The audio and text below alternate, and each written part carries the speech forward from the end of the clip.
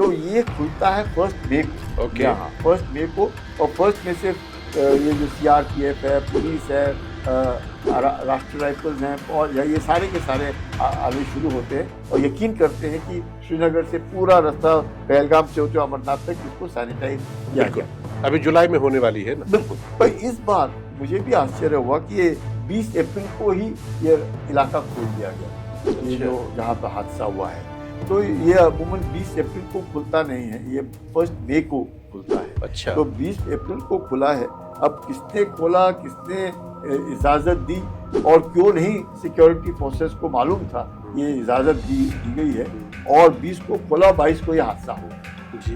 वहाँ पे नफरी भी हैं जो कि काम करते हैं किसी और के लिए, पाकिस्तान के लिए काम करते हैं, और हमारे ही जमीन पे हमारे मुल्क में रहते हमारे ही लोग हैं। उनका क्या करें, उनको कैसे? आपने तो एक्सपीरियंस क्या होगा फर्स्ट हैंड? जब तक हम OGW जिन्हें कहते हैं, ओवरग्राउंड वर्कर्स हैं, स्लीपर सेल्स हैं, इनको मारना और इनका खात्मा ही एक तरीका है और कोई तरीका नहीं। आश्चर्य होगा आपको, डॉक्टर है, कोई पुलिस में है, कोई आंगनवाड़ी में काम कर रहा है, कोई टीचर है, और एक लड़का आतंकी। सर वो टेररिस्ट है। ये बड़ी अजब मतलब चीज सुनने में लग रही है। उनको वो मिलता है कि भाई अगर कोई जिहादी है और कोई लड़का है, वो उनको और मजबूत बनाता है, यानी उस गांव के अंदर उसका जो प्रभाव है और वो जो उसका इम्पोर्टेंस है वो बढ़ जाती है कि उसका एक लड़का आतंक में है और बाकी बच्चे बहुत अच्छा कर रहे हैं। तो आप अगर आप उनके घर देखें तो आपको आश्चर्य होगा, इतने बढ़िया बढ़िया घर है, और क्योंकि उनका एक लड़का आतंकवादी है तो उस घर को कोई हाथ नहीं लगाता है। तो उसके घर में लड़कियां हैं, लड़के हैं, जो भी है, उसके घर को और भी थोड़ा सा सम्मान, मतलब स्टेटस बनाने का काम, स्टेटस सिंबल है कि हमने अपना लड़का तो आतंकी बनाया है, जिहादी बनाया है। मेरा मानना है कि जो कश्मीरी है, जो वहाँ का बाशिंदा है, उसने भी यकीन करना चाहिए कि अगर आपके इर्द गिर्द कोई इस तरह के लोग मानसिकता के हैं जो पाकिस्तान की सोच के साथ हैं, OGW का काम करते हैं, स्लीपर सेल का काम करते हैं, तो उन्होंने खुल करके आना चाहिए कि साहब वो जो परिवार है वो उसके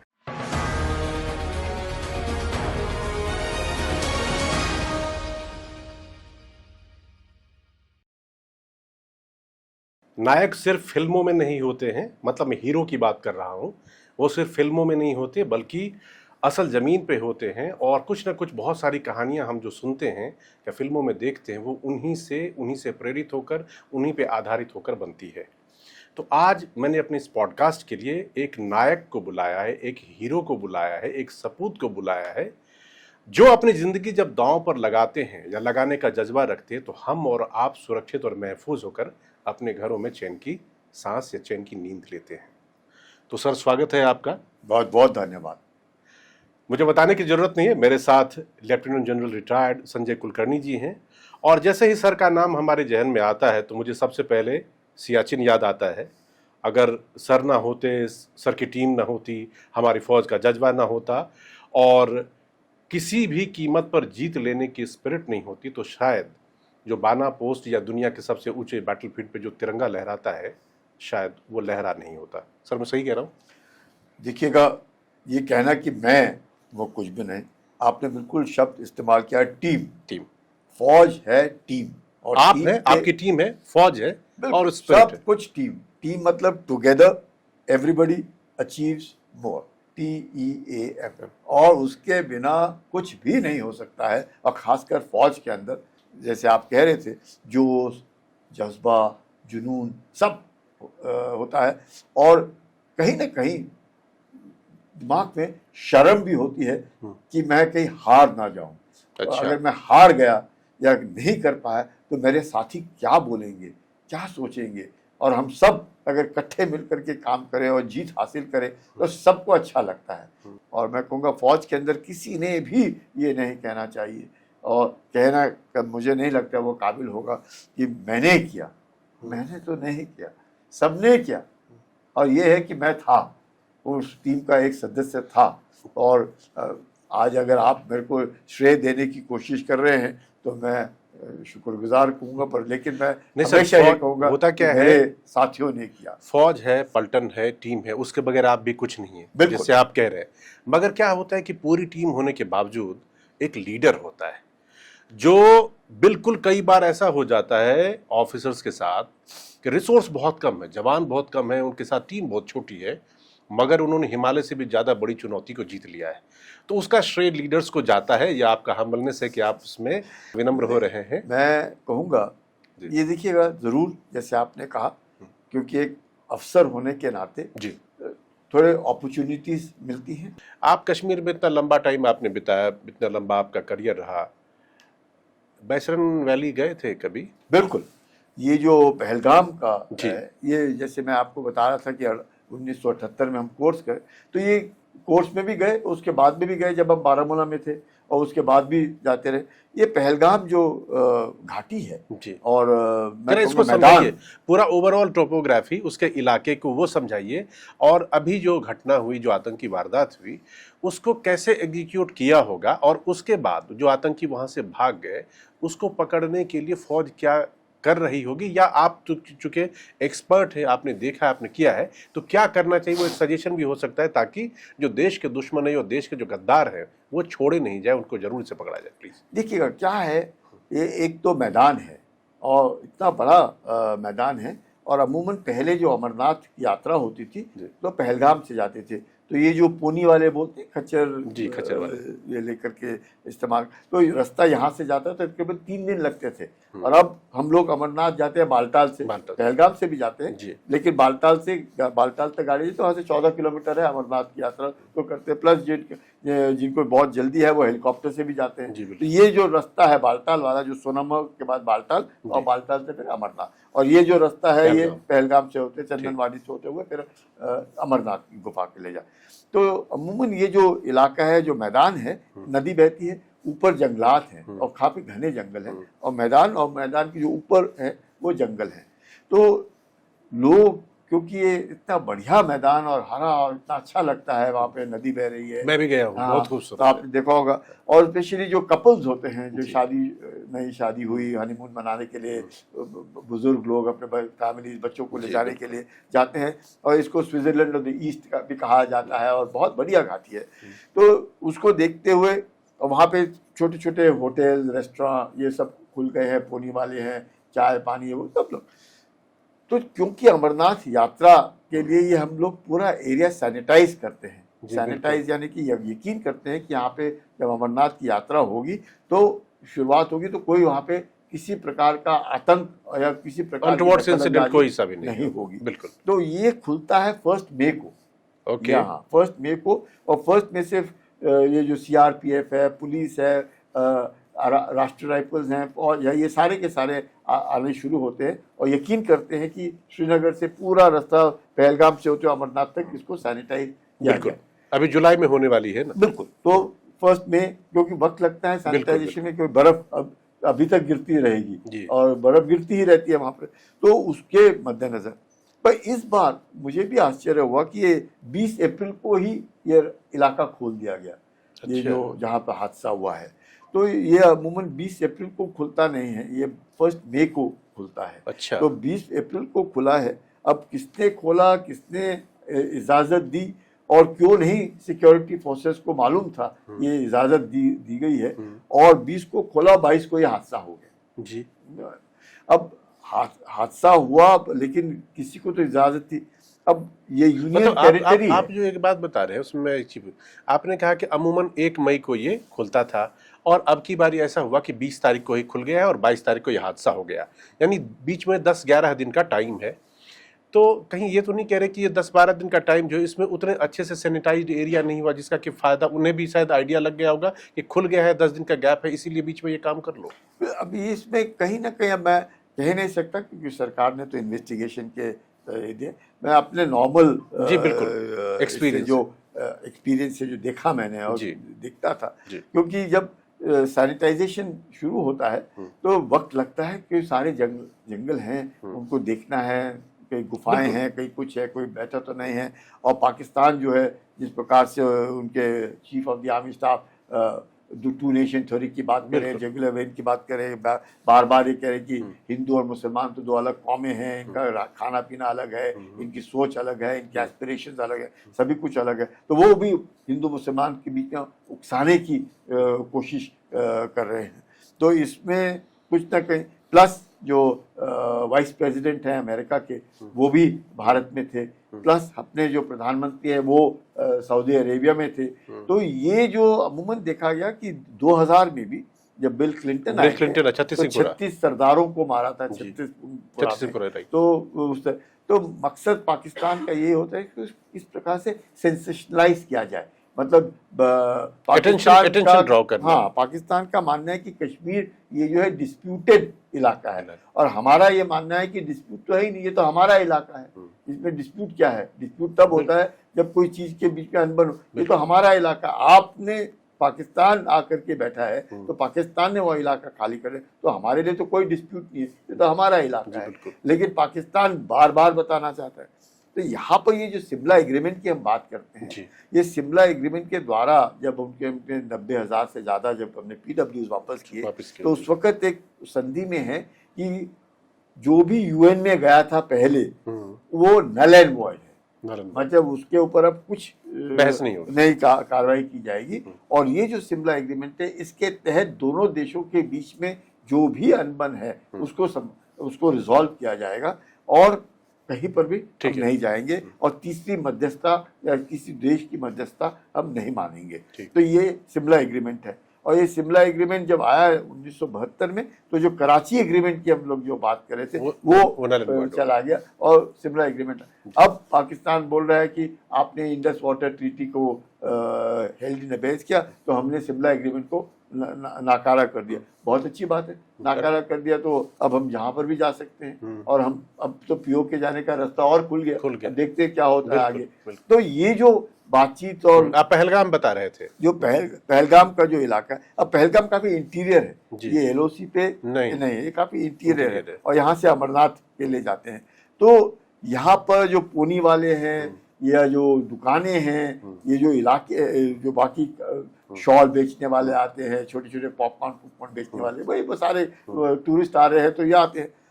तो ये जो हादसा हुआ, इसमें जो ओपन डोमेन में है कि जो 6-7 लोग ये जो उग्रवादी आतंकवादी थे, उनको कहीं उनमें 4-5 जो पाकिस्तान के थे, जिसमें हो सकता है उनके स्पेशल सर्विस फोर्स के भी हों, और उनके जो कमांडो ट्रेन है वो हैं, फौजी कह लीजिए, लश्कर ताइबा जो है उसका। तो लश्कर ताइबा हुआ, उनका ISI हुआ, वो भी एक आतंकी संगठन ही है, प्लस हमास का जो रावलकोट में बड़ा सा उन्होंने प्रोसेशन डेमोन्स्ट्रेशन दिखाने की कोशिश की। तो उनका मकसद ये था, ऐसे मुझे लगता है कि कहीं ना कहीं आर्टिकल 370 के एब्रोगेशन के बाद पाकिस्तान को लगने लगा था, और हिंदुस्तान के अंदर भी ऐसी पॉलिटिकल पार्टीज थी जो इस बात को कह रही थी कि आर्टिकल 370 के एब्रोगेशन के बाद यहाँ पे तो खून की नदियां बहेंगी, यहाँ पे तो कोई हिंदुस्तान का झंडा नहीं उठाएगा, ये होएगा वो होएगा। तो वो तो कुछ हुआ ही नहीं, ना खून की नदियां बही और हिंदुस्तान के झंडे सब जगह लहरा रहे हैं। तो वो जो एक तरीके से सोच थी, मानसिकता जो थी, वो इनके द्वारा, तो आर्टिकल 370 एब्रोगेट काफी हद तक तो डाइल्यूट हो चुका था, लेकिन एब्रोगेशन के बाद कम से कम ये जो पॉलिटिकल पार्टीज हैं वहाँ पे, उन्होंने सरकार के साथ रहना चाहिए था और ये मानना चाहिए था और खुल के आगे आना था। तो मैसेजिंग जाता, पाकिस्तान को भी जाती कि वो जो जुगुलर वेन की बात कर रहे हैं बार बार, वो वेन नहीं है, वो उनके हाथ में नहीं, वो तो हिंदुस्तान के हाथ में। जबकि शुरुआत से ही जो हमारे कश्मीरी हैं वो पाकिस्तान के साथ जाना नहीं चाहते, वो पंजाबियों के साथ नहीं जाना। कश्मीरियों को भी मालूम है, जो मैं मुसलमानों की बात कर रहा हूँ, कश्मीरी मुसलमान, हिंदू तो बेचारे सारे छोड़ के ही आ गए, उनको तो भगा ही दिया वहां से। तो वहाँ के जो कश्मीरी मुसलमान हैं वो भी ये इस बात का जानते हैं कि अगर वो पंजाबियों के साथ जाकर के पाकिस्तान में जाएंगे तो उनका अस्तित्व तो खत्म हो जाएगा। वो जो कश्मीरी मुसलमान अलग है, वो कौम ही अलग है, तो उनका अस्तित्व तो खत्म हो जाएगा। लेकिन उसके बावजूद भी कई एक लोग हैं, अब ये कहना कि नहीं सर, मैं वही कह रहा हूँ, आपने कहा ना कि अधिकतर कश्मीरी चाहते हैं कि अमन हो, 370 हटने के बाद वहाँ पर जिस तरह की शांति है, जिस तरह का अमन, और जो ओवरऑल लग रहा था, पर्यटक कितने गए हैं, लेकिन वहाँ पे नफरी भी हैं जो कि काम करते हैं किसी और के लिए, पाकिस्तान के लिए काम करते हैं, और हमारे ही ज़मीन पे, हमारे मुल्क में रहते हमारे ही लोग हैं, उनका क्या करें, उनको कैसे, आपने तो एक्सपीरियंस क्या होगा फर्स्ट हैंड? सीधे जब तक हम OGW जिन्हें कहते जी, हैं, ओवरग्राउंड OGW, वर्कर्स हैं, स्लीपर सेल्स हैं, जी। इनको मारना और इनका खात्मा ही एक तरीका है कैसे और कोई किया तरीका जाएगा? नहीं। अब बिल्कुल अब शुरुआत तो हुई है। जी। जैसे जिस घरों में रहते हैं, मैं अगर आपको बताऊं, मैं जब यहाँ पे ऑपरेट करता था, अब हमें मालूम था कि ये एक घर है जो ऊंचाई में है या अलग सा है, ठीक। सिक्यूर्ड है। आप उनसे पता कीजिए, जब आपको पता चलता है नॉर्मल आपके इंटेलिजेंस से, जी। भाई आपके 6 बच्चे हैं और आपका आतंकी, एक लड़का आतंकी है, ये नाम जस्ट एज एन एग्जाम्पल मैं कहूँ मुजफ्फर कहाँ है, तो बोलेंगे साहब वो तो हमें मालूम थे, ऐसे कैसे होगा? कहाँ चला गया। जब उनके ऊपर प्रेशर डालेंगे, उनके माँ बाप के ऊपर, उनके घर वालों पे, बोलेंगे वो तो साहब था और पिछले 3-4 साल से तो वो नजर नहीं आता है, कहाँ चला गया। आप फिर डालेंगे, फिर पता चलता है कि वो तो अपने माँ बाप से बात करता रहता है। अच्छा। और ये जो कश्मीरी लड़के हैं, ये अपनी माँ से बहुत ज्यादा मोहब्बत करते हैं। अच्छा। हाँ, माँ को सब मालूम है वहां पर कि उसका बच्चा कहाँ है। बाप को शायद थोड़ा सा कभी कभी कम मालूम होगा या बोलता कम होगा, लेकिन मदर को मालूम, माँ को 100% मालूम है। और मोबाइल जाने के बाद तो 100% वो जो लड़का है उस घर का, वो अपनी माँ का कनेक्टेड रिपोर्ट जरूर लगाता है, या हूँ नहीं हूँ क्या।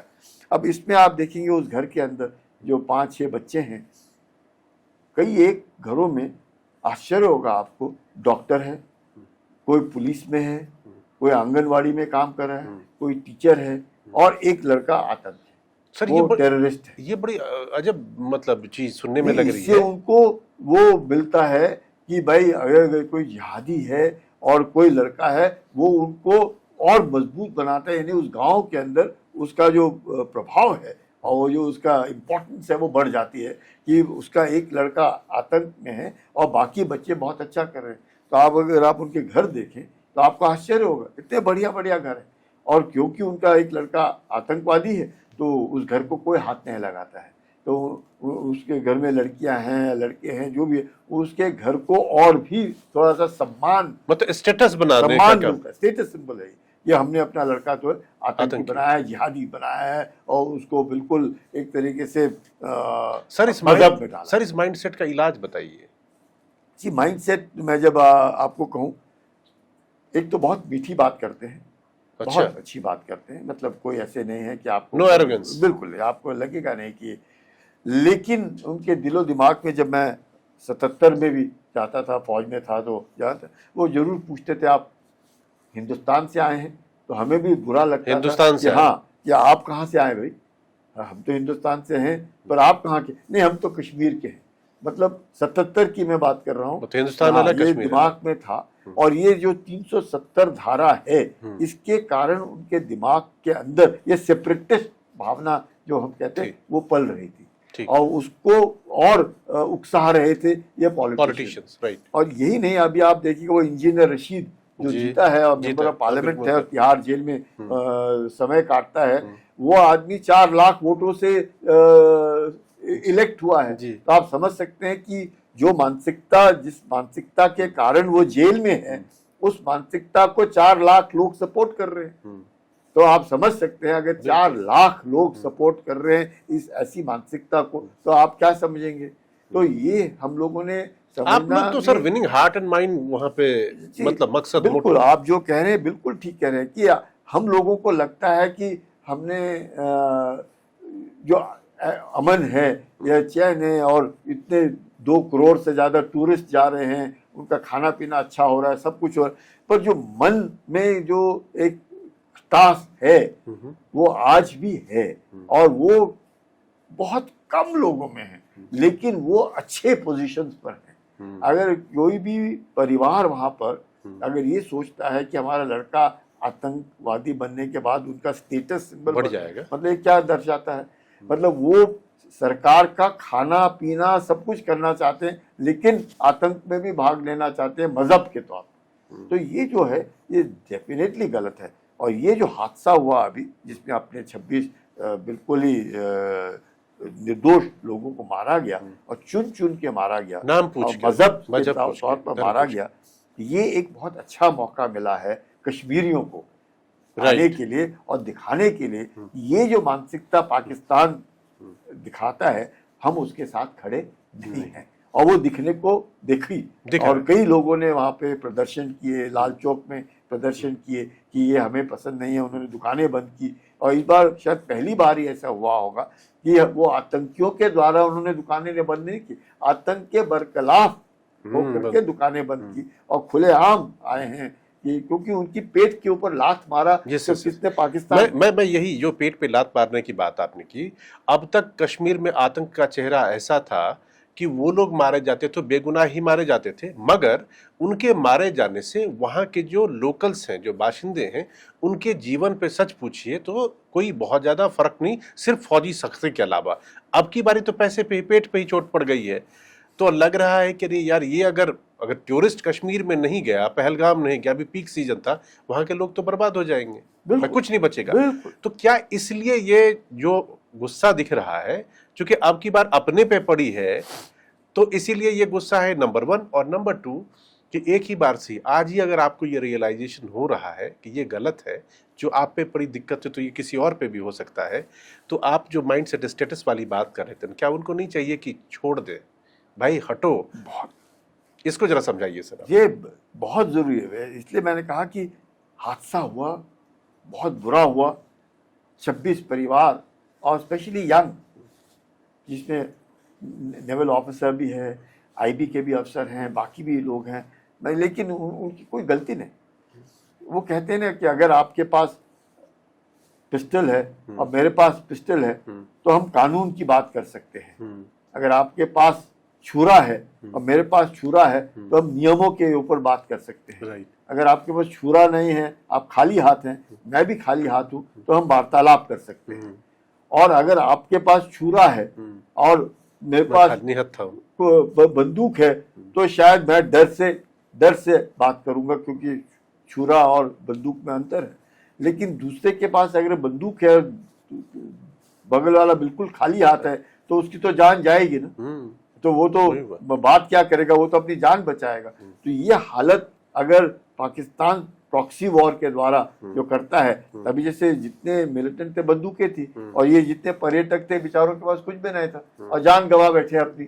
तो बहुत जरूरी है कि सरकार ने भी, अब जिस प्रकार से प्रधानमंत्री भी कह रहे हैं कि हम तो इनको मिट्टी में मिला देंगे, और यही आतंकी नहीं, इनके आकाओं को भी हम मार के चुन के इनका अस्तित्व। सर, ये जो प्रधानमंत्री जी ने जो टर्म इस्तेमाल किया, जो लाइन उन्होंने कहा कि हम कल्पना से परे, कल्पना से परे, बिल्कुल। तो आप एक जनरल है, हमने बालाकोट देखे, हमने बहुत सारे ऑपरेशंस देखे, एक फौजी के दिमाग में कहां तक जाता है कल्पना से परे क्या सजा हो सकती है? देखिएगा, आजकल जो युद्ध है या लड़ाई होती है कन्वेंशनली नहीं है जी। अभी इसमें साइबर है, इसमें स्पेस है, वाटर वॉर अभी तो लड़ रहे हैं। अभी जैसे IWT, जिसको हम इंडस वाटर ट्रीटी बोलते हैं, वो भी it is weaponising war, right है कि नहीं, वेपनाइजिंग वाटर। अब हमें मालूम है कि इंडस वाटर ट्रीटी में जो नदियां हैं, जिसको हम ईस्टर्न रिवर्स बोलते हैं, ब्यास, रवि, सतलज, उसका पूरा पानी का श्रेय और पूरा पानी का इस्तेमाल की हमारा है, उसमें कोई शक नहीं। बिल्कुल। वो भी हम नहीं कर पाते थे और वो पानी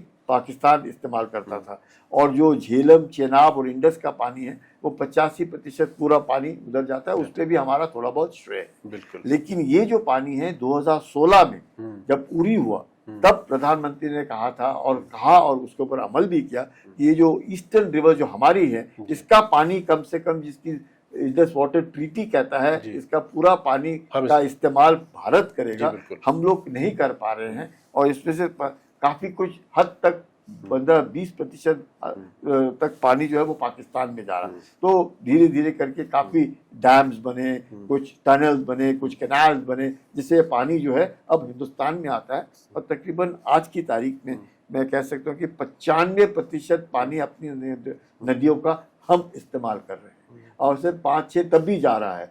और इंडस नदी के ऊपर, चेनाब के ऊपर ये जो बागलिया डैम है, किश्तवाड़, दुलहस्ती के प्रोजेक्ट्स हैं, बाकी जो प्रोजेक्ट्स हैं, ये भी हम लोग रन ऑफ द वाटर, यानी कि पानी को रोकते नहीं है, पानी है, लेकिन जो ऊपर से बारिश होती है तो जाता है। ये जो है, फिर बोलेंगे लोग कि साहब फिर क्या फायदा हुआ, आप बोल रहे हैं कि पानी तो जाएगा, और अगर आपने पानी को रोकना है तो आपको इतने बड़े बड़े बांध बनाने पड़ेंगे जो बनने बिल्कुल ही नामुमकिन है, जगह नहीं है, और एक दिन में होगा भी नहीं ना, बहुत मुश्किल।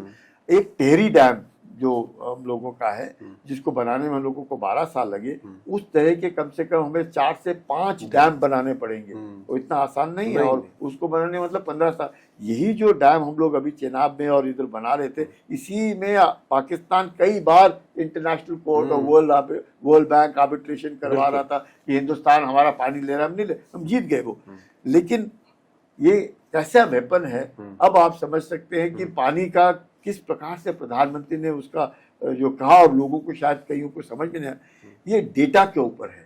अब पानी आपके पास है और आप पानी को छोड़ेंगे, पर कब छोड़ेंगे ये हम पहले बताते थे। IWT ट्रीटी में हम उनको बताते थे कि आज 4 बजे हम पानी खोलेंगे और ये 6 बजे तक पानी खुलेगा। तो पाकिस्तान को मालूम था कि ये जो पानी अब आ रहा है ये 4 से 6 आएगा, हमने इस नहर में डालना है और इस गांव को पानी देना है, उस गांव को पानी देना है। यानी कि कहीं पर कॉटन है या कहीं पर चावल, कहीं पर हम लोग गेहूं लगाए हैं, ये शुगर के नहीं, जो मतलब पाकिस्तान को मालूम था कि भारत पानी छोड़ रहा है और हमने इसका इस्तेमाल इधर करना है। ये जो नदी है ये हजार किलोमीटर तकरीबन नदी जो बहती है, 3000 किलोमीटर लंबी इंडस है। और ऊपर क्या हो रहा है, हम अपर राइपेरियन स्टेट है और ये लोअर राइपेरियन स्टेट है। अगर हम अपर इंडस में तो हम मिडिल हैं, क्योंकि चीन अपर राइपेरियन है, हम मिडिल राइपेरियन है। ये पर 1000 किलोमीटर जो भारत से ये इंडस नदी जा रही है, आपको क्या मालूम है 1000 किलोमीटर आपसे हर 50 किलोमीटर के ऊपर अभी बारिश हो रही होगी यूपी में कहीं पे, नोएडा में तो नहीं हो रही। तो आपको तो नहीं मालूम, आपको कई बार लग रहा होगा कि यमुना में इतना पानी कैसे हो गया, बारिश तो मैं देख ही नहीं रहा, क्योंकि वो कहीं पीछे से आ रहा है, हरियाणा में से पानी आ रहा है, या हरियाणा में पानी वो हिमाचल से आ रहा है और वो भर गया, उन्होंने पानी छोड़ दिया है। अगर उन्होंने बताया है कि पानी छोड़ रहे हैं तो यमुना को कोई दिक्कत नहीं, यहाँ पर भी पानी लेने के लिए तैयार है। तो अब हम नहीं बताएंगे हम पानी कब खोल रहे हैं, तो हम ये नहीं बताएंगे कब पानी दे रहे हैं, हम ये नहीं बताएंगे हम कब, यानी कि जो इन नदियों के साथ साथ रह रहा है, उनके गाय भैंस, मतलब आप समझ सकते हैं इतनी यूज एज ए वेपन, कि अगर उन लोगों को कदर नहीं है भारतीय जिंदगी, तो हमें भी नहीं है, टिट फॉर टैट। ये जो मैं मानता हूं प्रधानमंत्री के जो कदम है, इनका जो असर होगा ये बहुत जरूरी है, क्योंकि 1947 से लेकर मतलब बिना गोली चलाए सबक सिखाने का जो है, बिल्कुल, और ऐसा सबक कि वो मरेंगे।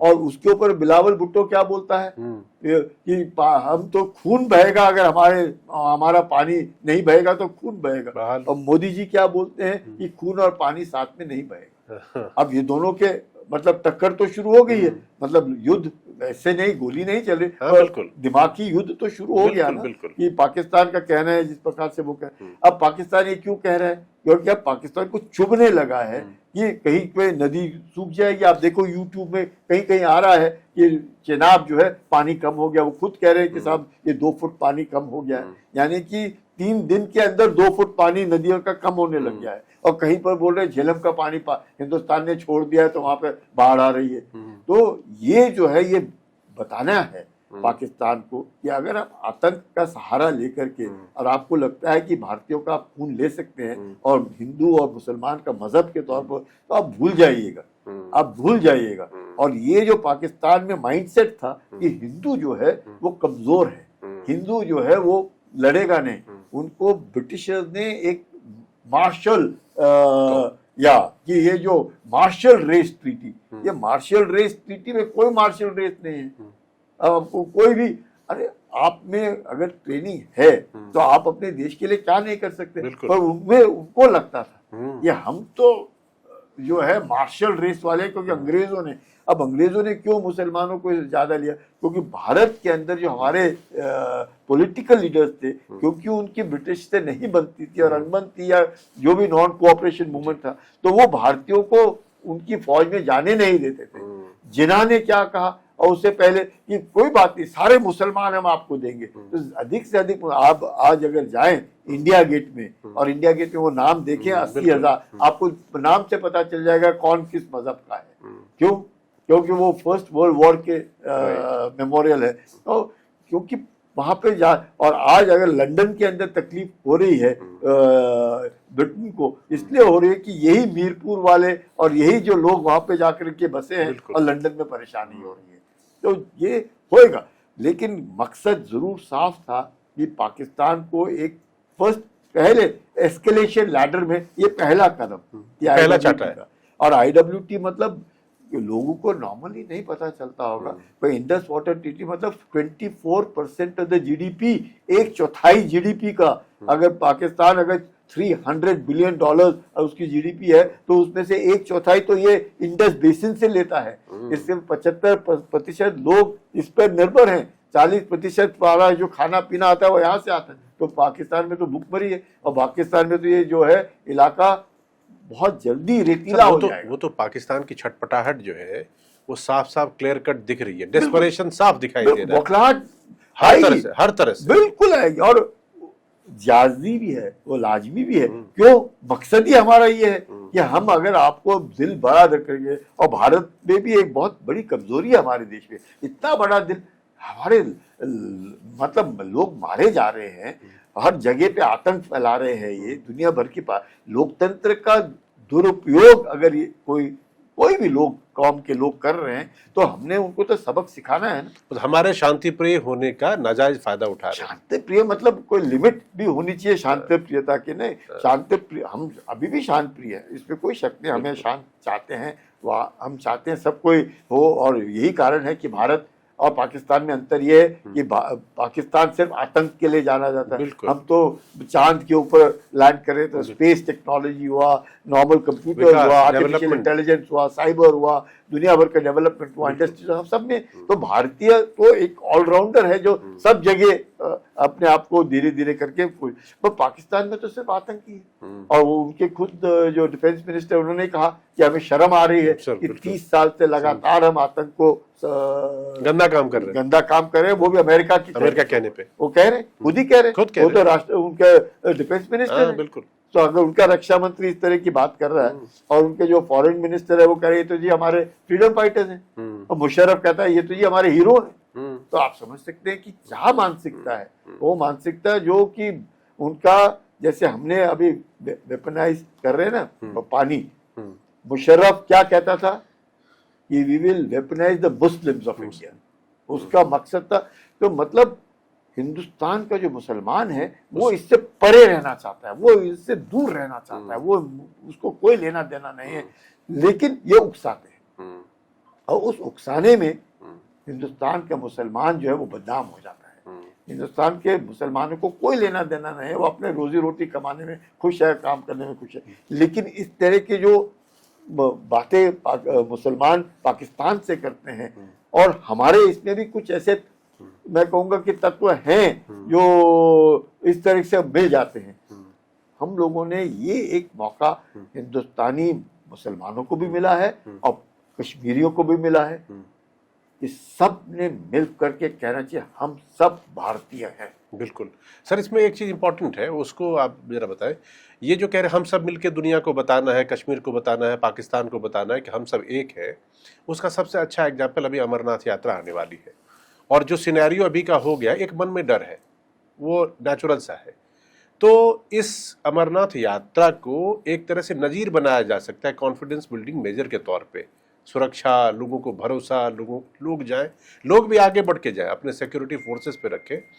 आप उसमें क्या कहना चाहेंगे सिक्योरिटी फोर्सेस से लेके कॉमन पब्लिक दोनों को, क्योंकि आप ग्राउंड की रियलिटी जानते हैं कि डरो मत, आओ, और आओ तो क्यों आओ वो वजह समझाइए। देखिएगा इस बार जो हुआ पहलगाम में जी, और जिस प्रकार से मैं कई पर्यटकों के मुंह से सुन रहा था कि वहाँ पे कोई भी नहीं था, कोई भी सिक्योरिटी नहीं थी, हमारे बिल्कुल लोग मर गए, हम चिल्लाते रह गए, हमने तो किसी को कुछ नहीं देखा। तो ये जो एक उनके दिमाग में फीलिंग ऑफ इनसिक्योरिटी जो आया है वो गलत है। मतलब अब मैं जो भी मेरी जानकारी है, क्योंकि ये सिक्योरिटी फोर्सेस को बाद में पता चलना था, शायद जम्मू कश्मीर की पुलिस को या तो किसी ने बताया नहीं। अब इसमें दो चीजें हैं, क्योंकि वो यूनियन टेरिटरी है तो लॉ एंड ऑर्डर वो सब्जेक्ट वो सेंटर का है और वहाँ के जो गवर्नर है उनका लॉ एंड ऑर्डर का सब्जेक्ट है, और वो जो वहाँ के चीफ मिनिस्टर है वो बाकी सब्जेक्ट। तो टूरिज्म तो स्टेट सब्जेक्ट है and law and order central subject हो गया। तो ये दोनों में कहीं अनबन होकर के कहीं टूरिज्म वालों ने वो इलाका खोल दिया और उधर खबर नहीं की ये कर रहे हैं। अगर आपने खोलना है तो उनको कम से कम 10-15 दिन का वार्निंग देना पड़ेगा, फिर वो पूरा एरिया मतलब आपसी अंडरस्टैंडिंग की आप बात कर रहे हैं कि वो जोड़ के चलना होगा तभी इस तरह की ये जब इस तरह के होते हैं, मुझे लगता है थोड़ा सिंक्रोनाइजेशन बहुत जरूरी होता है। और अब जहां अमरनाथ यात्रा का सवाल है, हम लोगों को बहुत मेहनत करनी पड़ेगी। अच्छा। बहुत मेहनत करनी पड़ेगी, क्योंकि लोगों का दिल और लोग कौन अपनी जान गंवाता है, डर है। कोई नहीं जान गंवाने के लिए नहीं जाता। कश्मीर में कौन जाता है घूमने के लिए? पर्यटक वही जाते हैं जिनकी जेब में पैसा है, थोड़ा बहुत पैसा है। बिल्कुल, वो बिल्कुल गरीब भी नहीं है और अमीर भी नहीं है, वो पैसा है, बेचारा जाना चाहता है, नई शादी हुआ है, वो घुमाना चाहता। तो वो जो है, अब हम लोगों को जो दोबारा कॉन्फिडेंस बिल्डिंग जैसे आप कह रहे हैं, that measures will have to be taken, और हमने यकीन करना पड़ेगा, बताना पड़ेगा पूरे सब लोगों को कि आप जो है बिल्कुल बेफिक्र रहे, कोई चिंता की बात नहीं है, और इस तरह के हादसे होने नहीं देने हैं। और जिसके लिए भारत सरकार ने कदम उठाने तो शुरू कर दिए हैं। अब चाहे काइनेटिक मेजर्स शुरुआत नहीं हुई, सीज़फायर में तो शुरुआत हो ही गई, गोलाबारी शुरू हो ही रही है, जहाँ पे पाकिस्तान कर रहा है वहाँ हिंदुस्तान कर रहा है, लेकिन वो तो अलग है। पर ये जो यात्रा है जो अंदर है, मुझे लगता है ये हम लोग को फिक्र नहीं करना चाहिए, और ये एक मेजर डालना चाहिए। अगर पिछले साल से डबल लोगों ने जाना चाहिए, ये दिखाना चाहिए कि कम से कम डर नहीं। और उसी तरीके से कश्मीरियों को भी, जो वहाँ के बाशिंदे हैं, उनको भी लगेगा कि उनकी जो रोजी रोटी पे पाकिस्तान ने लात मारी, उनके पेट पे लात मारी, बाकी लोगों ने उनकी इज्जत बचाई और उनकी कम से कम उनकी जो इकोनॉमिक एक्टिविटीज है वो चलती रही। तो बहुत ज़रूरी है, हम लोगों ने भी अब बहुत मेहनत करनी पड़ेगी, यकीन करना पड़ेगा। लेकिन इस सारे इसमें मेरा मानना है कि जो कश्मीरी है, जो वहाँ का बाशिंदा है, उसने भी यकीन करना चाहिए कि अगर आपके इर्द गिर्द कोई इस तरह के लोग मानसिकता के हैं जो पाकिस्तान की सोच के साथ हैं, OGW का काम करते हैं, स्लीपर सेल का काम करते हैं, तो उन्होंने खुल करके आना चाहिए कि साहब वो जो परिवार है वो उसके, क्योंकि उनके लिए आपको आश्चर्य होगा, रेवेन्यू जनरेशन जो जम्मू एंड कश्मीर से होता है वो सिर्फ 20,000 करोड़ है, सिर्फ 20,000 करोड़ का ईयरली रेवेन्यू जनरेशन होता है। और सरकार कितना खर्च करती है? 1,40,000 करोड़। आप समझते? तब वहां पे जाके ट्रेन आपकी इस बात को पूरे कश्मीर को सुनना चाहिए कि इस तरह के मानसिकता वाले लोग अगर आपके आसपास में है, आपकी जानकारी में है, तो आप आइडेंटिफाई करिए और बताइए। बिल्कुल, जो आपके हिमायती हैं, जो आपकी रक्षा करना चाहते हैं, आपकी बेहतरी सोचते हैं, उसको बताओ कि ये ऐसा है, इसे पकड़ो, इसे ले जाओ, खत्म करो। आप अपनी अंदरूनी दुश्मनी को दूर मत कीजिए। अगर वो अंदरूनी दुश्मनी आप दूर कर रहे हैं अपने पड़ोसी का नाम दे करके के साथ, क्योंकि उसने अपनी लड़की ब्याही नहीं मेरे लड़की के साथ, तो मैं इसको बता, वो नहीं। अगर वो पता चला कि अंदरूनी दुश्मनी के ऊपर कर रहे हैं तो उनको भी सजा मिलेगी। बिल्कुल। लेकिन ऐसे हो नहीं सकता, ऐसे हो नहीं सकता। कश्मीर के अंदर उन्होंने हिंदुओं को तो भगा ही दिया, तो सारे वही एक ही कौम के सब सारे के सारे लोग रह रहे, तो क्या उनको ये नहीं मालूम चलता कि उस घर में कौन आया कौन नहीं गया? सब वहाँ की जो पुलिस है, वहाँ के जो लोग हैं, उन्होंने खुल करके ओपन में आना चाहिए कि अब हम भारतीय हैं, भारत के साथ पूरे 100% हैं। और वहाँ के जो लोकल पॉलिटिशियंस हैं, उन्होंने भी एक डबल टॉक जो होता है ना, हाँ है नहीं है, ऐसे वैसे नहीं, खुल के, क्योंकि कहीं ना कहीं पर अब जैसे हम बात करते हैं शेख अब्दुल्ला की, अब शेख अब्दुल्ला भारत के साथ थे, भारत के साथ रहे, इसलिए वो उन्होंने विलय के बाद जब दस्तखत किया, महाराजा हरि सिंह ने शेख अब्दुल्ला को नहीं पूछा ना, वो तो जेल में था, पर उसके बाद उन्होंने एडमिनिस्ट्रेशन दी ना उनको कि आप संभालो, तो फिर क्यों पंडित नेहरू ने उसको 10 साल के लिए जेल में रखा? पंडित नेहरू ने शेख अब्दुल्ला को जेल में रखा ना 10 साल के लिए, अरेस्ट में थे मद्रास के अंदर, क्यों कर रखा? क्योंकि उनकी जो सोच थी, चाहे इस वक्त तो चाहे, पर उनको लगा कि वो भी अब एक तरीके से देखते हैं कैसे चले, ऐसे नहीं। मतलब you have to decide and be, अगर आप दो इधर उधर करने की कोशिश हिडन एजेंडा में काम करेंगे तो नहीं, खुल करके। अब आपको मालूम है कि भाई आप भारत के हैं, आपके यहाँ पे इंजीनियरिंग कॉलेजेस बन रहे हैं, आपके यहाँ मेडिकल कॉलेजेस बन रहे हैं, आपका आर्थिक जो स्तर है वो उठा हो रहा है। ये 1,40,000 करोड़ अगर सरकार खर्च कर रही है तो कि दूसरे प्रांतों से ही आ रहे हैं ना ये पैसे, कहीं बिहार से आ रहे हैं, कहीं महाराष्ट्र से आ रहे हैं, कहीं मद्रास से आ रहे हैं, कहीं गुजरात से आ रहे हैं, कहीं ना कहीं से तो पैसे तभी तो हमको मिल रहे हैं, नहीं तो कहाँ से पैसे मिलेंगे। तो ये पर्यटक भी तो उन्हीं प्रदेशों से आ रहे हैं ना। तो मुझे लगता है कि वहाँ के जो लोकल लोग हैं उन्होंने यकीन करना चाहिए कि OGW, स्लीपर सेल, इस तरह के एंटी नेशनल एक्टिविटी नहीं करना। अगर उनके इर्द गिर्द कोई ऐसा आदमी है उसका तुरंत पुलिस को रिपोर्ट लगनी चाहिए, सिक्योरिटी फोर्सेस को रिपोर्ट लगनी चाहिए। और हम लोगों का यकीन करना है कि जैसे हम बार बार बोलते हैं, winning the hearts and minds, हम लोगों ने अपना डिसिप्लिन अच्छा रखना चाहिए। हम लोगों ने जो भी हम लोग काम करते हैं, कॉर्डन एंड सर्च का काम करते हैं, सैनिटाइजेशन का काम करते हैं, हमने अपने दिलचस्पी से जोर लगा कर, आसान काम नहीं है। जंगलात में घूमना और खराब मौसम में घूमते रहना, ठंड में घूमना, बर्फ में घूमना बहुत मुश्किल होता है। ये काम बड़ा मुश्किल है, लेकिन इससे भी ज्यादा मुश्किल था सियाचिन को जीतना। आप जब गए थे पहली बार, मैंने सुना है कि कहानियां ही सुनी, आप आज आप सामने हैं तो आप बेहतर बताएंगे और हमारे जरिए न जाने कितने लोग इसको जानेंगे और समझेंगे कि हेलीकॉप्टर के लैंड करने से लेके एक्लेमेटाइजेशन से लेके उसके आगे मुश्किल ही मुश्किल थी। मतलब हर पल मौत सामने थी, उसके बावजूद आप लोग उतरे, और उतरे ही नहीं, सिर्फ वहां जाकर तिरंगा लहराया, जो कि किसी के लिए कल्पना से बाहर है। वो कहानी मैं सुनना चाहता हूँ। देखिए, मैं कहूँगा कि जैसे मैं बता रहा था कि 78 से सियाचिन के बारे में हम सुनते आए थे, और मैं वहाँ 82 में गया पहली बार सियाचिन ग्लेशियर देखा। उस टाइम पे आपकी रैंक क्या थी? कैप्टन था मैं। और 83 में मैं खुद पेट्रोल लीडर बन करके गया, और 84 में फिर हम लोगों को बोला गया कि हम लोगों ने करना है, क्योंकि पाकिस्तान जो है वो करने वाला था। मुशर्रफ ने अपनी किताब में लिखा in the line of fire कि हिंदुस्तान प्रीएम्प्टेड पाकिस्तान। प्रीएम्प्टेड यानी कि वो आना चाहते थे। और इसका थोड़ा सा जो शक हुआ, क्योंकि जब हमारे जनरल हून थे जो को कमांडर थे, और जब वो यूरोप में गए सामान खरीदने के लिए, तब उनको कुछ सामान नहीं मिला। अच्छा। तो उन्होंने कहा भाई कि ऐसे कैसे, ये सामान जो है वो सिर्फ माउंट एवरेस्ट जब क्लाइंब करते हैं वो सामान, तंबू हो, डाउन जैकेट्स है, ट्राउजर्स है, बालकलावा है, गॉगल्स है, जूते हैं, मोजे हैं, हीटिंग, तो सबको सब जो माउंट एवरेस्ट उसके। तो उन्होंने कहा इतने कहाँ चले गए। तो उनको तभी दिसंबर जनवरी में पता चल गया था, जब दुकानदारों ने बोला कि साहब पाकिस्तान वाले आकर के सारा ले गए।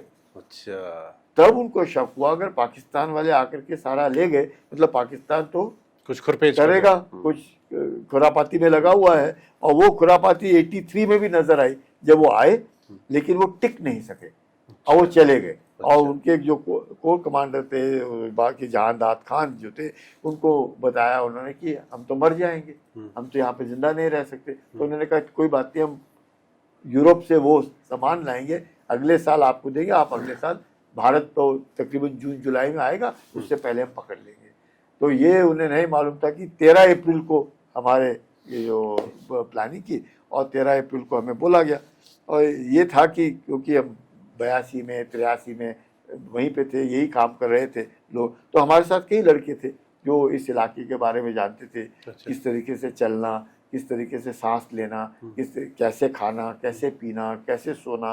क्योंकि यहाँ पर आप जैसे हम बात कर रहे हैं इस तरीके से तो बात कर नहीं सकते, सांस फूल जाता है, खा नहीं सकते। वहाँ पे बादाम, किशमिश, दुनिया भर की चीज़ें आपको खाने के लिए मिलती हैं, पर आप खा नहीं सकते, बिकॉज आपको पूरा वक्त कुछ नहीं, आपने सेंट्री ड्यूटी और गार्ड करना है, आपको नींद नहीं आती है, आपको आँख में स्नो ब्लाइंडनेस हो जाता है, आपको हाई ऑल्टीट्यूड पल्मोनरी, आपके जो लंग, फेफड़े में पानी आ जाता है, आपको परेशानी। और छोटे छोटे जवान है, कईयों को बेचारे छोटे जवान, ये शादियाँ नहीं हुई, कुछ नहीं हुआ, वो लगता है उनको खसी हो गया। अब जवान को बेचारे को अब कैसे बताए हम कि चिंता मत करो, आप नीचे जाओगे ठीक हो जाएगा। तो वो डर, बेचारे अब जवान है, छोटा है, 21 साल 22 साल का लड़के हैं हमारे साथ।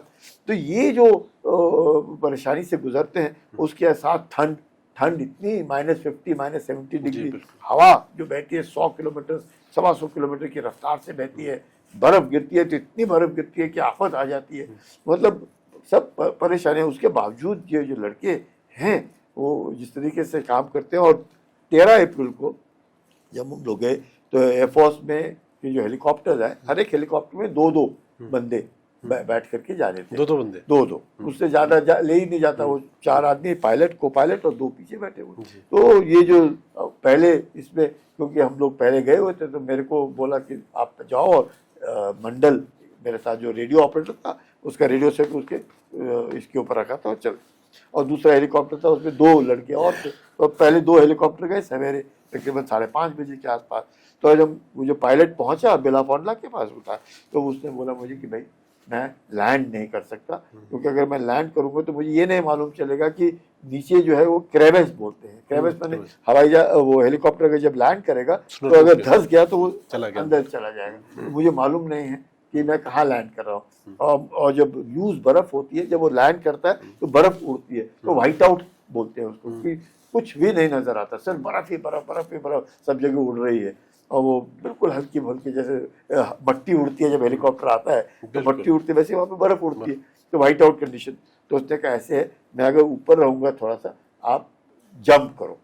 अच्छा। मैं कहा जंप करो, वो तो ठीक है, मैं जंप कर दूंगा, उसमें कोई बड़ी दिक्कत नहीं है। तो मैंने कहा अगर मैं ही उसके अंदर क्रेविस में चला गया तो मकसद तो हमारा ग्लेशियर और बेलाफोंडला को पकड़ना है, तो दूसरी एक्सरसाइज शुरू हो जाएगी, भाई इसको निकालो, ये तो कहीं नीचे चला गया है। तो मैं कहा वो नहीं, तो ऐसे करते मेरे जहाँ मैं बैठा था उसके नीचे एक आटे की बोरी थी।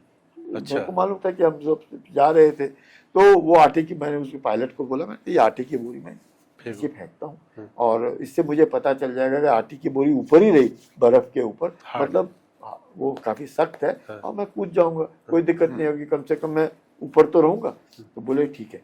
तो उसने बोला आटे की बोरी फेंक। मैं दरवाजा खोला और आटे की बोरी नीचे फेंकी, तो देखा उसके बाद वो आटे की बोरी ऊपर ही थी, गई नहीं। मैं कहा जहाँ पे वो बोरी गिरी है वहाँ पे ही आप रहना, मैं कूद जाऊँगा।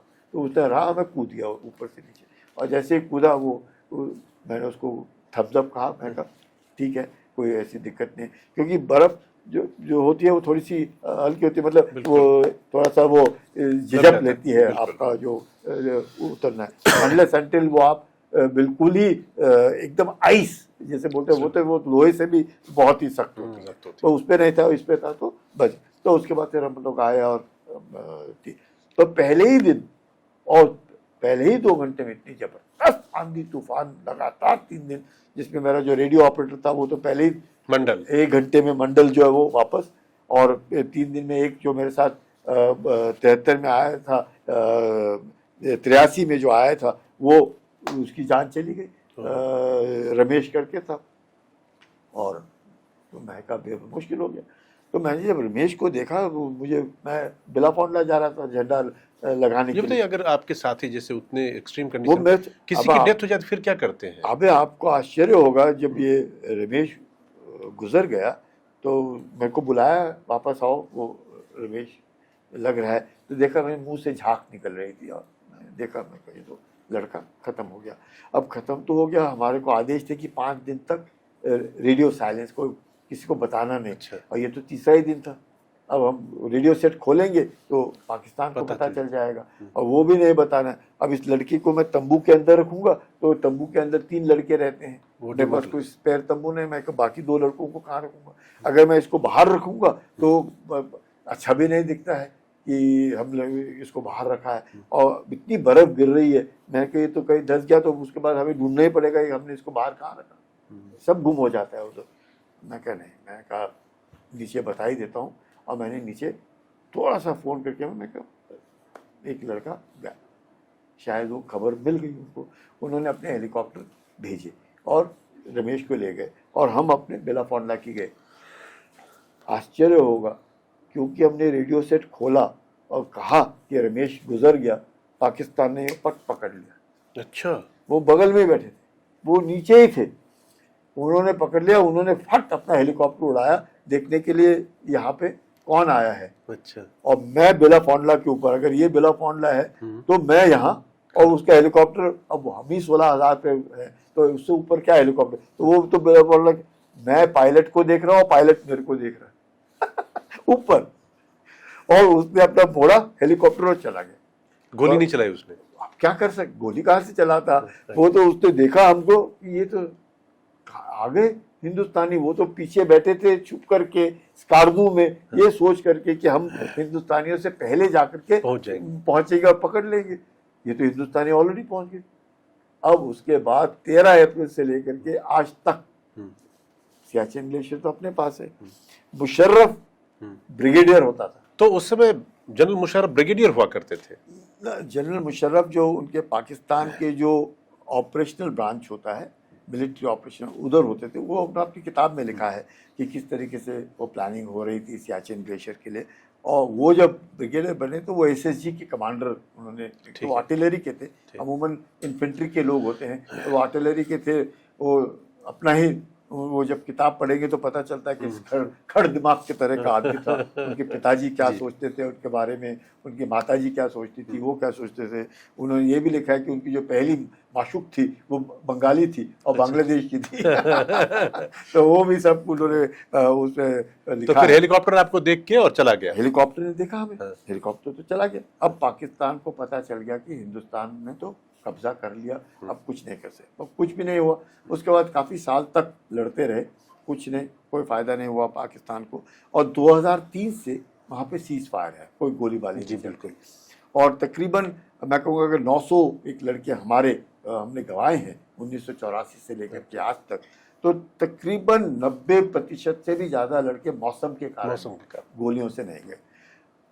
ये जब मुशर्रफ ने देखा तब उसके दिमाग में आया कि भारत ने अगर उसको इस तरीके से हराया है तो उसने ऐसा कांड करना है कि हिंदुस्तान भी जीत नहीं सकता। तो उसने कारगिल किया, और कारगिल की जो चोटियां हैं वो उसने पकड़ी, जैसे हमने सल्तोर और रिजलाइन की चोटियां पकड़ी, उसने कारगिल की चोटियां पकड़ी, ये सोच करके कि अब हिंदुस्तान क्या करेगा। और मेरे को न उसने अपने आप को दूर रखने की कोशिश की कि ये तो नॉन स्टेट एक्टर्स हैं, ये तो मिलिटेंट हैं, हमें कोई लेना देना नहीं है, तो कौन है। उसमें भी हम लोगों ने 500 से ज़्यादा लोग अपने गंवाए, बिल्कुल पूरे हाइट्स को कैप्चर करने के लिए कारगिल में। लेकिन कम से कम पाकिस्तान को एहसास हुआ कि हिंदुस्तान जो है वो नहीं है जो वो सोचते हैं। बिल्कुल, हिंदुस्तानी कुछ भी करने की काबिलियत रखता है। अब मैं तो इन जवानों के साथ। सर एक चीज बताइए, जब सियाचिन आप लोगों ने ऐसे करके और वहां पे तिरंगा लहरा गया होगा, फौज का जो मनोबल है, जो मोरल है, वो तो जबरदस्त तरीके का बूस्टअप हो गया। लगा होगा कि अगर हम ये काम कर सकते हैं तब तो कुछ बच ही नहीं गया।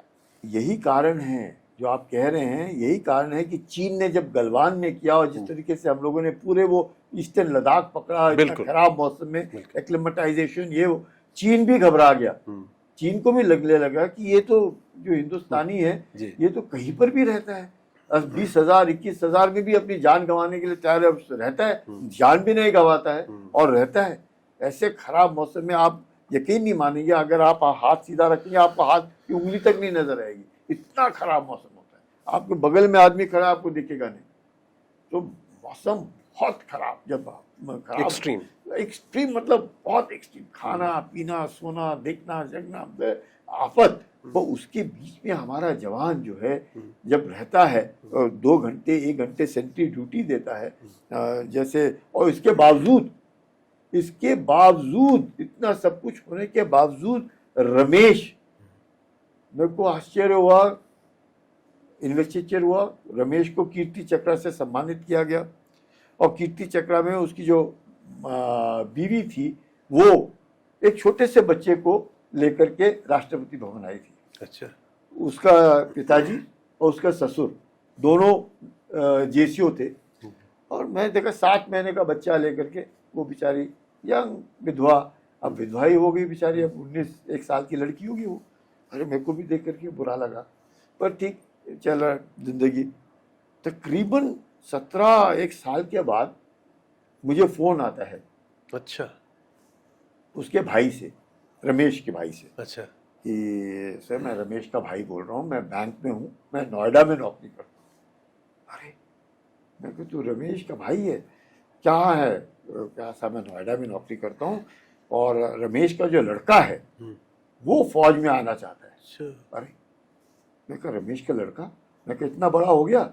हाँ साहब वो तो 84 की बात है, अब तो 2000 के। अरे मैं कहा क्या, क्यों फौज में आना चाहता है? कहता नहीं मैं फौज में आना चाहता हूँ, फोर्ट कुमाऊं में आना चाहता हूँ, और वो कहता है कि अपने बाप की कंपनी में जाना चाहता है, बड़ा कंपनी का था वो। अच्छा। मैं कहा ठीक है। तो हम लोगों ने बंदोबस्त किया, वो लड़का फिट था, रमेश के लड़का, कोई दिक्कत नहीं। पर आश्चर्य की बात आप देखो, उसकी माँ ने उसको पढ़ाया, बिल्कुल लिखाया, ये नहीं कहा कि मत जाओ। एक ही बच्चा, माँ ने दूसरी शादी नहीं की, कुछ नहीं, और इस लड़की को पाला पोसा, और ये लड़का वही आना चाहता है। अब जज्बात देखो, ये इस स्पिरिट को जो समझ गया वो हिंदुस्तान की फौज को समझ सकते। मतलब जो हिंदुस्तान को जानता है, जो इन जवानों को जानता है, वो सोचे कि कैसा देश है, क्या जज्बा है, क्या जुनून है और क्या जोश है कि बाप जहां मरा हुआ बेटा आना चाहता है। कहाँ दिखेगा सर, किस देश में दिखेगा? आज आप जहां बैठे हुए हैं, आप फौज में इतने ऊंचे ओहदे पर इतने सम्मान के साथ, मेरे ख्याल से शायद ही कोई ऐसा बड़ा परम विशिष्ट सेवा मेडल, अति विशिष्ट सेवा मेडल, सारे मेडल आपके पास है। ये इसीलिए मुमकिन हो पाया क्योंकि आपके साथी ऐसे थे। बिल्कुल, कोई शक ही नहीं है। ऐसे साथी होंगे तो आपको चांद मिल जाएगा। बिल्कुल, ये तो आप सोच ही नहीं सकते। अब एक किस्सा बताता हूँ, अब प्रोग्राम खत्म करने से पहले 1984 में जी 23 जून 1984, तो 23rd June is suppose to be the longest day also, लंबा दिन होता है। तो चंचल सेंट्री ड्यूटी पे था, और सवेरे सवेरे मुझे खबर आई 4 बजे कि साहब चंचल बोल रहा है दुश्मन। चंचल बोल रहा है दुश्मन। आप कहाँ की बात है? बिलाफोंडला पे, सियाचिन में बिलाफोंडला पे। मैं कहा चंचल बोल रहा है दुश्मन। मैं कहा दुश्मन कहाँ से आ जाएगा?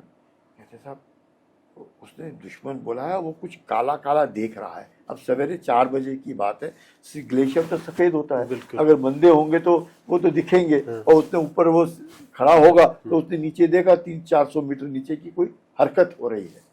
तो मैं कहा जी अगर दुश्मन है तो सब जवानों को बोलो फटाफट अपने मोर्चे पकड़े। मोर्चे तो क्या, वो बर्फ के अंदर हम लोग खोद करके बनाए हुए।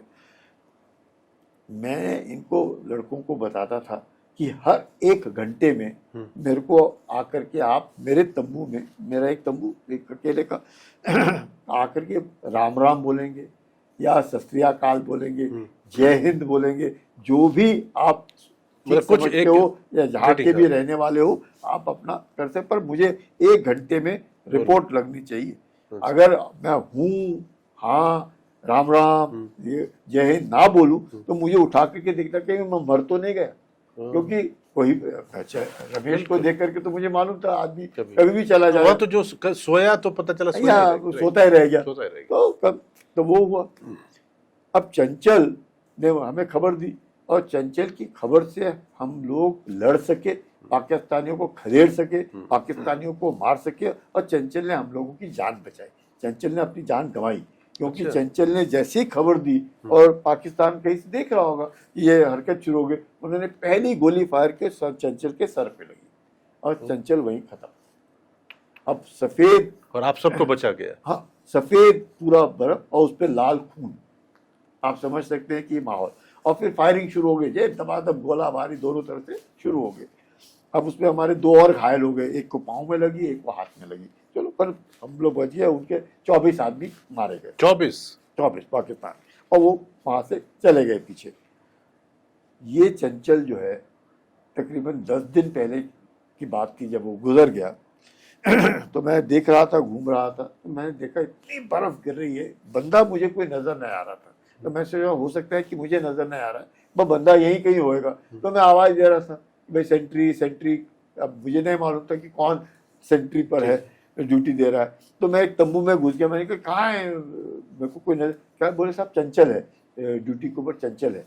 मैं कहा चंचल ड्यूटी पर है, मुझे तो कोई नजर नहीं आ रहा है। और मैं गुस्से में एक ऐसे बर्फ का ढेला मारी, लात खींच करके साले ऐसे गाली बलोच करके देखा था क्या, वो चंचल जिसको मैंने लात मारी जोर से, वो चंचल है। मैं कहा, चंचल तू क्या कर रहा है इधर? कहता है साहब मैं बैठा था, ड्यूटी दे रहा था, वो इतनी बर्फ गिर गई, वो पोंचो लगा करके बैठा था, नींद आ गई। अब आप समझ सकते हो उसको, क्योंकि जब बर्फ गिर रही है कुछ भी नहीं नजर आ रहा है, तो उसने अपने ऊपर वो जो रेन कोट बोलते हैं ना आप लोग, हम लोग पोंचो बोलते हैं उसको, वो सफेद रंग का उसने डाला और उसके अंदर वो चुपचाप बैठा था। और वो बर्फ गिरी तो थोड़ा सा टीला सा बन गया। और मुझे गुस्सा आया कि सारा कहाँ गया, कौन है करके मार लाग बड़ा।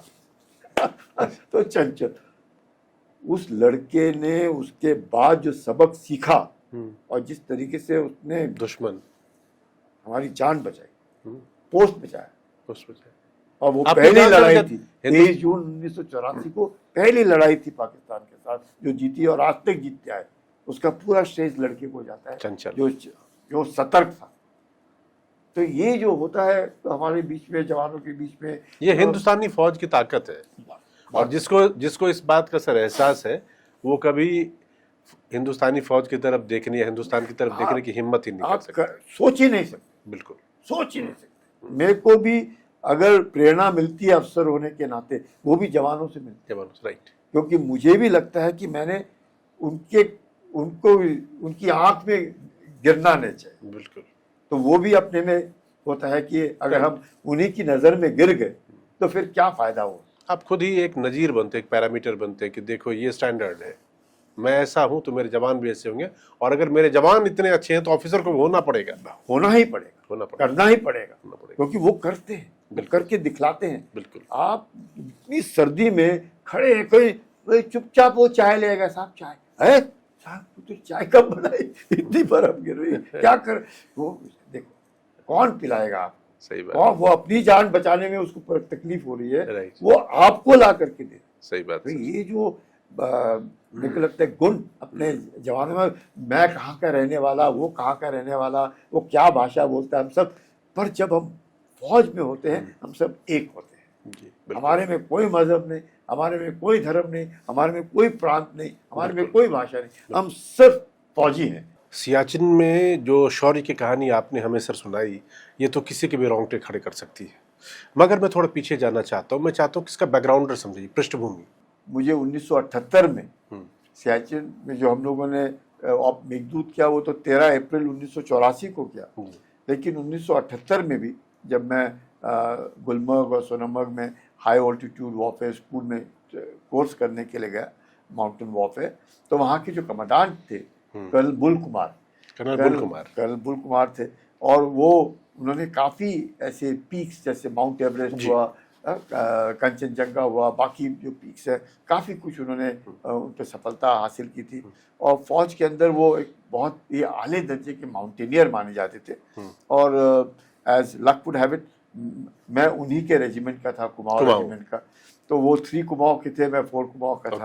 और 3 कुमाऊं कहूँगा तो सुनने वाले अगर कोई 3 कुमाऊं के होंगे तो नाराज हो जाएंगे मेरे से, अगर मैं ये ना कहूँ कि 3 कुमाऊं राइफल्स।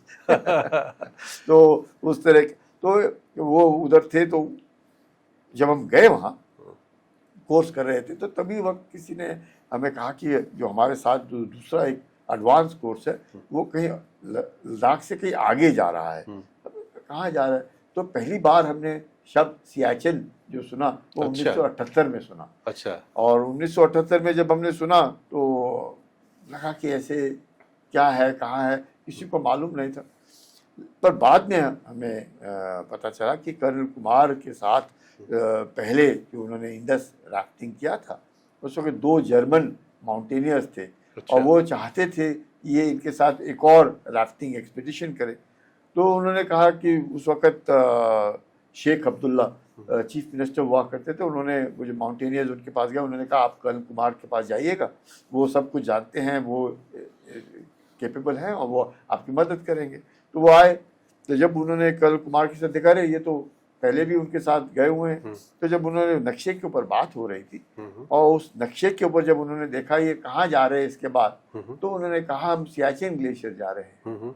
और कुछ पहाड़ों के नाम बताए उन्होंने, तेरेम ग्लेशियर, तेरेम शहर और सोल्तोरो कांगरी। और तो उन्होंने कहा ये सब ये पहाड़ जा रहे हैं, ये तो हमारे इलाके में है, ये कैसे जा रहे हैं? तो उन्होंने कहा कि नहीं नहीं, हमने तो पाकिस्तान से बात करी, उनके अफसर हमारे साथ आएंगे और हम करें।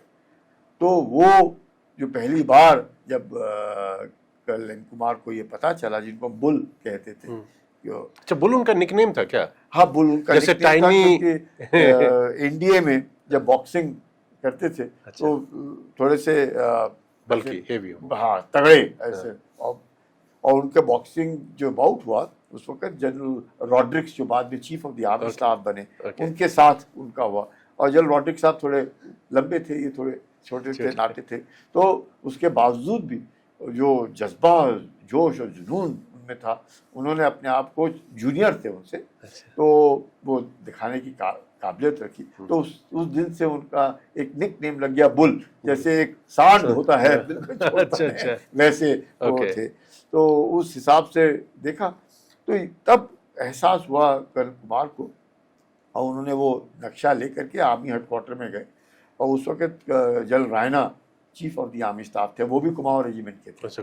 तो उन्होंने कहा कि भाई उन्हीं के रेजिमेंट के हैं सारे, तो देखिएगा, उन्होंने DGMO होते हैं जो डायरेक्टर जनरल मिलिट्री ऑपरेशन, उस वक्त तो वो उनको DMO बोलते थे, जो जनरल छिब्बर थे। अच्छा, जनरल छिब्बर थे जो, तो उनके पास उन्होंने कहा ये आया है मेरे पास और ये कुछ कह रहा है कि कहीं ना कहीं पाकिस्तान कुछ कर रहा है, तो देखो ये क्या कह रहा है। अच्छा। तो उन्होंने देखा, वो बुलाया, कहा कि क्या है। तो उन्होंने कहा कि मेरे पास ये 2 जर्मन माउंटेनियर्स आए और वो जहाँ जाने की बात कर रहे हैं वो इलाका तो हमारा है, और वो कह रहे हैं कि उन्होंने तो पाकिस्तान से इजाज़त ली उधर जाने के लिए। अच्छा, ये क्या है।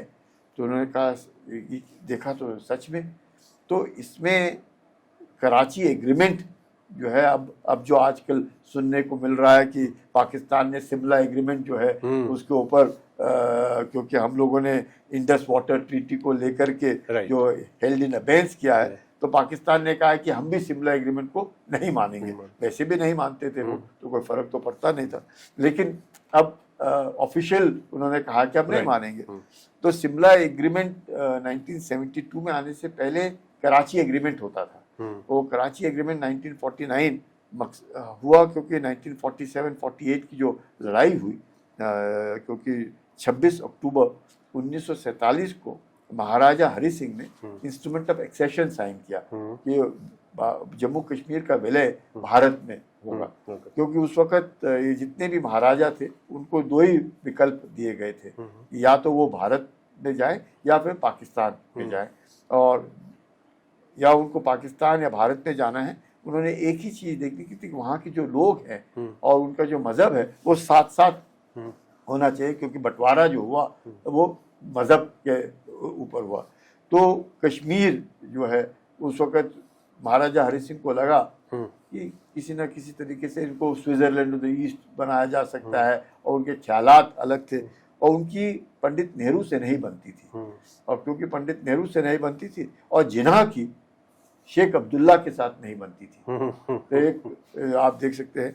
और महाराजा हरि सिंह की माउंट बैटन से बनती थी, क्योंकि माउंट बैटन और महाराजा हरि सिंह ने साथ में कोर्स किया, और महाराजा हरि सिंह ऑफिशियल अगर मिलिट्री में देखे तो वो लेफ्टिनेंट जनरल थे। अच्छा, वैसे ही माउंट बैटन भी थे। तो दोस्ती होने के कारण तो उन्होंने उनको कहा कि आप विलय करना है पाकिस्तान या हिंदुस्तान, तो जैसे आप चाहें वैसे वो कर सकते हैं। तो महाराजा हरि सिंह ने स्टैंड स्टिल एग्रीमेंट के लिए बात की, तो जिन्ना ने दस्तखत किया स्टैंड स्टिल एग्रीमेंट। तो तेल, पानी, नमक, ये जो चीज़ें आती वो पाकिस्तान से, क्योंकि रास्ते पाकिस्तान से थे, रास्ते जो घाटी में आते थे वो पाकिस्तान से थे। हमारे यहाँ से एक ही सड़क थी जो बनिहाल के ऊपर से जाती थी, और बनिहाल पास तो अब बना, तब तो ऊपर से जाते थे, और मौसम खराब रहता था अधिकतर। तो उस वक्त जब इस तरह की बातचीत हो रही थी, तो जिन्ना ने स्टैंड स्टिल एग्रीमेंट के होते हुए भी उन कबालियों को भेजा, जिसके द्वारा कश्मीर को पकड़ने की उन्होंने कोशिश की। और ये कबाली north west frontier province NWP जो अब खैबर पख्तूनख्वा बोलते हैं, गिलगित बाल्टिस्तान, वो जो पूरा इलाका है, वहाँ से इन कबालियों को लेकर के श्रीनगर भेजा, ये सोच करके कि ईद वो श्रीनगर में मनाएंगे। तो ये उनका भरोसा था कि जम्मू कश्मीर हम ले लेंगे, जिसके लिए ये बार बार बात करते हैं। आपने देखा कि अफसर जो मुनीर हैं, जो chief of the army staff हैं पाकिस्तान के, अफसर मुनीर तो क्या, हाफिज मुनीर ही हैं, जो जगुलर वेन की बात करते हैं कि जगुलर वेन है, टू नेशन थ्योरी है, ये है वो है, मतलब ये जो पुरानी बातों को वो जो उठाने की कोशिश करते हैं, तो शायद किसी ने, या तो उन्हें मालूम है या वो बताना नहीं चाहते हैं अपने लोगों को कि ये जो इंस्ट्रूमेंट ऑफ एक्सेशन जो साइन किया महाराजा ने, और कोई नहीं साइन कर सकता था, जिन्ना नहीं साइन कर सकता था, शेख अब्दुल्ला नहीं साइन कर सकता था, कोई भी नहीं साइन कर सकता था।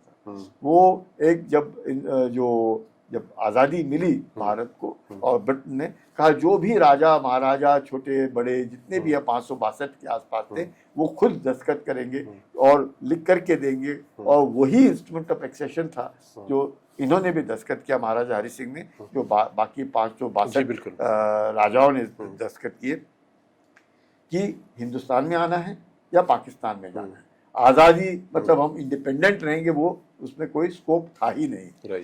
तो इन्होंने सोच करके, जैसे इसमें 3 एक मुख्य आते हैं, हैदराबाद, जूनागढ़ और कश्मीर। तो कश्मीर के ऊपर हैं हम लोग, तो यहाँ पर जिन्ना को जब बोला गया कि हम यहाँ पर लोगों से पूछ लेते हैं कि ये कहाँ जाना चाहते हैं, क्योंकि माउंटबेटन अंग्रेज होने के नाते वो कहीं ना कहीं वो राजनीति खेल रहे थे और हिंदू और मुसलमानों के बीच में दरार पैदा करने की कोशिश कर रहे थे, क्योंकि एक विडंबना थी कि जो अपना जूनागढ़ है वहाँ पे मेजॉरिटी पॉपुलेशन हिंदुओं की थी और राजा मुसलमान था, और उनका जो प्रधानमंत्री था वो जुल्फिकार अली भुट्टो की पिताजी थे, तो वो जूनागढ़ में थे, और हैदराबाद में जो निज़ाम था वो मुसलमान था, और जो आबादी अधिकतर थी हिंदुओं की थी, और कश्मीर में अधिकतर लोग मुसलमान थे पर राजा हिंदू था। तो ये जो था, तो क्योंकि राजा ने दस्तखत करना है तो महाराजा हरि सिंह ने दस्तखत किया, क्योंकि जो पीठ पीछे छुरा घोंपा जिन्ना ने, और जिन्ना ने कहा हम किसी से नहीं पूछेंगे, महाराजा करेगा। और ये क्यों करेगा, उनको लग रहा था कि अगर वहां पे लोगों से पूछते हैं तो जो शेख अब्दुल्ला है उनका काफी हद तक दबदबा था, इसमें कोई शक नहीं, दबदबा था। उनको लग रहा था कि महाराजा हरि सिंह को हटा करके वो महाराजा उस जम्मू कश्मीर के बन जाएंगे, और जिन्ना उनको कहते थे रॉटन एग, मतलब जिन्ना की और शेख अब्दुल्ला की बनती नहीं थी, और शेख अब्दुल्ला का था मुस्लिम कॉन्फ्रेंस और इनका था मुस्लिम लीग। तो जिन्ना कहते थे मुस्लिम कॉन्फ्रेंस बंद करो, सब मुस्लिम लीग में आओ, सब इकट्ठे करेंगे। तो पंडित नेहरू ने फिर इनको कहा, शेख अब्दुल्ला को, कि आप अगर अपना नाम मुस्लिम कॉन्फ्रेंस रख रहे हैं तो एक कम्युनल लगता है, मुस्लिमों के लिए है, तो आप इसको नेशनल कॉन्फ्रेंस नाम दीजिए, जिससे कि हिंदू मुसलमान सब एक तरीके। तो उन्होंने किया, लेकिन बनती नहीं थी। तो और फिर सबको मालूम है 1947, तो ये जो भाग जब हुआ लड़ाई का, तो आप देख सकते हैं 26 अक्टूबर को साइन किया, 27 अक्टूबर को फौज पहुंची, और उसमें जो सिख पलटन है, फर्स्ट सिख है, जिस पलटन में मैं रहा, फोर कुमाऊं है, फोर कुमाऊं फिर वहां गई, तो फोर कुमाऊं को पहला परमवीर चक्र मिला, जिसमें मेजर सोमनाथ शर्मा को पहला परमवीर चक्र मिला। श्रीनगर का जो एयरफील्ड है उसको रखवाली के लिए, जिनके छोटे भाई बाद में chief of the army staff बने, और तकरीबन वो आज भी है जन वीएन शर्मा, और उनके भी और मतलब वीएन से बड़े सोमनाथ से छोटे एसएन शर्मा ही हैं। 100 साल पूरे हो गए और आज भी उतने ही तगड़े और खड़े होते हैं, आपको आश्चर्य होगा। 100 साल से ज्यादा उनकी उम्र है, और लेफ्टिनेंट जनरल रिटायर हुए उनके भाई, मतलब पूरे फौजियों की फैमिली, पूरे फौजियों की फैमिली, और फोर कुमाऊं में जिस पलटन में था। तो ऐसे पलटन में जब मैं गया जहाँ पे इतने लोग ऊपर देखने के लिए, और जनरल थिमाया जैसा नाम, जनरल श्रीनगेश, पहले chief of the army staff जो ऑफिशियल बने वो थे जनरल श्रीनगेश, वो भी फोर कुमाऊं के, और फिर उनका जो उन्होंने हैंड ओवर किया, कुमाऊं वाले तो खुश हो जाएंगे सुन और के। जिन्होंने हैंड ओवर किया वो भी फोर कुमाऊं के जनरल थिमाया। तो इस तरह के पलटन में जब मैं गया तो काम तो करना पड़ता है। चलिए सर, आप हमारे पास आए और हमसे जुड़े, कनेक्ट हुए, और आपने एक से बढ़ के एक स्टोरी सुनाई, और स्टोरी से भी ज़्यादा आपने वो जज्बा हमें बताया, वो स्पिरिट बताया जिससे हिंदुस्तानी फौज बनी है, और हिंदुस्तानी फौज नहीं बनी। सर मैं कहता हूँ कि हर हिंदुस्तानी वैसा है, और अगर हर हिंदुस्तानी ऐसा है तो थोड़े बहुत लोग अगर बीच बीच में आके अपने हिसाब से कुछ नापाक हरकत करने की कोशिश करेंगे तो इससे हमारा मनोबल टूटेगा नहीं। बिल्कुल। थोड़ी बहुत तकलीफ तो होती है, एक भी जान अगर चली जाए तो दिक्कत है, लेकिन इससे मनोबल टूटेगा नहीं। हम दोबारा से जितने कॉन्फिडेंस और जितने उसके साथ कश्मीर जाते थे हम जाते रहेंगे, तिरंगा लहराता रहेगा और वहाँ पर अमन की वही बयार बहती रहेगी। तो सर बहुत बहुत शुक्रिया, थैंक यू। आपसे फिर दोबारा मिलूंगा, बात करूंगा और किस्से कहानियां सुनूंगा और फौज के उस जज्बे की कहानी लोगों तक पहुंचाऊंगा ताकि हिंदुस्तान हमेशा आबाद और मजबूत रहे। Thank you very much. धन्यवाद। जय हिंद। जय हिंद सर।